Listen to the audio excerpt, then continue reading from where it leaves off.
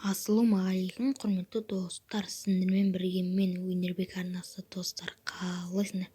Бүгін біз Free Fire'дан алдағы уақытта шығатын халявалар мен заттар туралы айтатын боламын. Ал сіздер просто так жайғасып отырып алуларыңызды сұраймын. Және де құрметпай каналға лайк басып, подписаться етіп, және де қасынан шыққан қорғаушыны міндетті түрде басыңыз.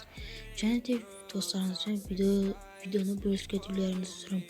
Сіздердің әр басқан лайктарыңыз маған үлкен мотивация береді, және де сіздердің подписаться еткендеріңіз маған үлкен ләззат сыйлайды.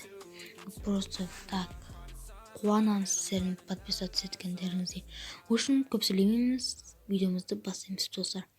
Көріп отырсыздар, алғашқы скриншотты. Содан біріншісінде айтылған навык дейді. Мен бұл навык дегенге тым түсінген жоқпын. И потом граната дейді. Граната типа қолдарыңызда гранатаны ұзақ уақыт ұстап тұрсаңыздар, қолдарыңызды жарылып кетеді. Тура PUBG ойындағыдай. Кім біледі PUBG-ті? Тура сол ойындағыдай. Одан гранатаны ұзақ уақыт ұстап тұрсаңыздар, қолдарыңызды жарылып кетеді. И потом командная работа.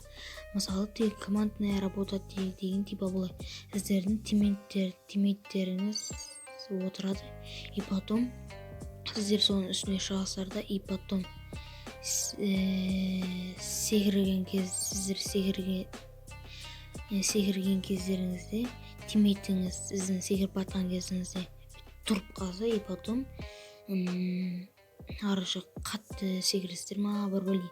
Сондай үшін. Одан кейін міне новый автомат. Новый автомат. Бұл автомат типа М14 сияқты ма, бір бәле. Қарашы, сондай проблема туып. Одан кейін новый винтовка. И потом новый винтовка. Бұл новый винтовка авиам патронмен оқталады. Бірақ дауысымен вида өзгеше болады. Одан кейін сол үшін жаңадан көріп отырсыздар, новый персонаж шығады. Бұл новый персонаж способности былай, навыги былай. Маған бұның навыги просто қатты ұнады. Себебі бұның навыги өте пайдалы деп ойлаймын. Себебі мысалы сіздер факториядан секірсеңіздер, сіздерде әдеттегідей оң қақпа қалатын еді. Сіздер факториядан секіресіздер, оң қақпаларыңыз қалады. И потом сіздердің кеткен қақпаларыңыздың 70%-ін толтырып береді. Менің ойымша бұл навык өте күшті. Егер бұл персонажды алсам, мен бұл персонаждың навыгын тастамай қолданатын едім. Және де тағы да персонаж шығады. Кім біледі, бұл персонаж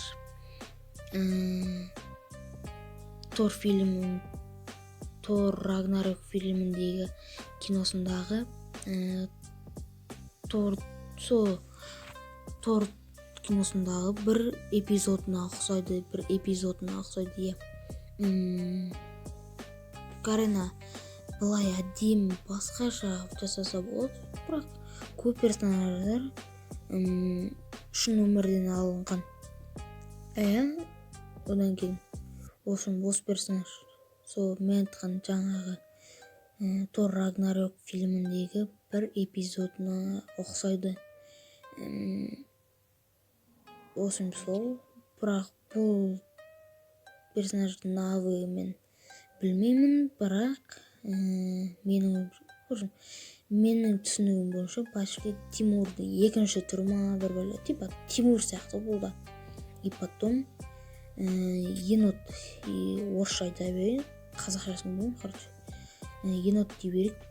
Бұл еноттың да тоже навыгын не екенін білмедім, бірақ бұның навыгы өте жақсы деп ойлаймын.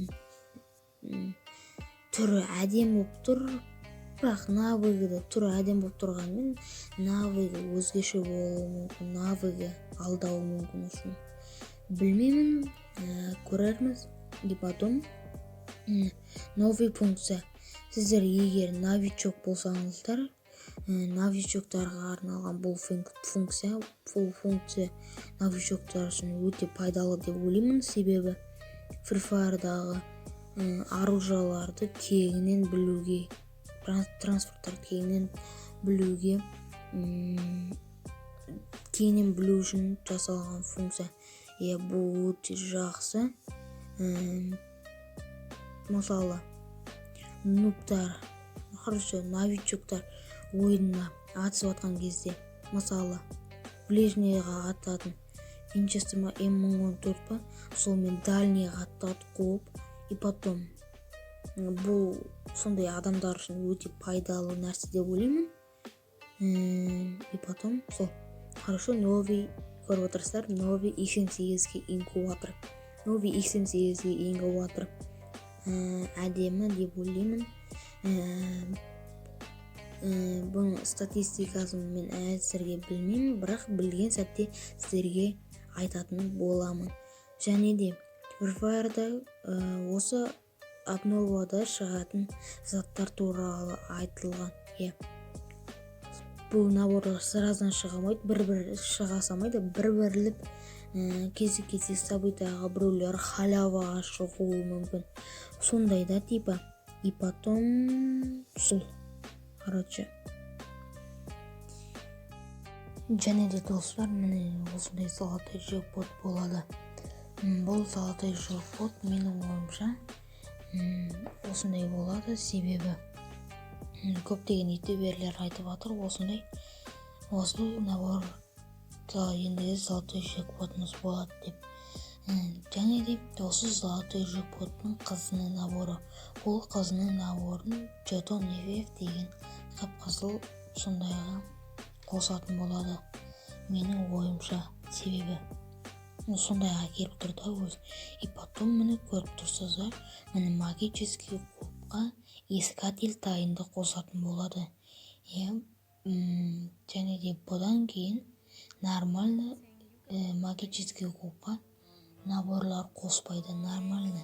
Шілеғат әдем нормально наборлар қоспайды. Одан кейін сол. И потом бізге новый алмазный джекпот. Әлі новый алмазный джекпот балаға болам, әлде қызға боламы? Әлі толығымен шешілген жоқ. Бірақ білген кезде сіздерге хабарлаймын деп айтпақпын. Хабарлайтын несі бар, бәрібір алмазный джекпот шығып қойды. Менің ойымша алмазный джекпот осы баланың наборы болады деп ойлаймын. Себебі менің ойымша соған тұрарлық. Алдында золотой джекпот, осы золотой джекпот, алмазный джекпотты қоспаған кезде алдыңғы золотой джекпот, алмазный джекпот қызға болған болатын. Менің ойымша бұл жолы балаға болады. Себебі қазаны қыз-қызды қосып тастағаны біртүрлі ғой. Менің ойымша солай болады деп ойлаймын.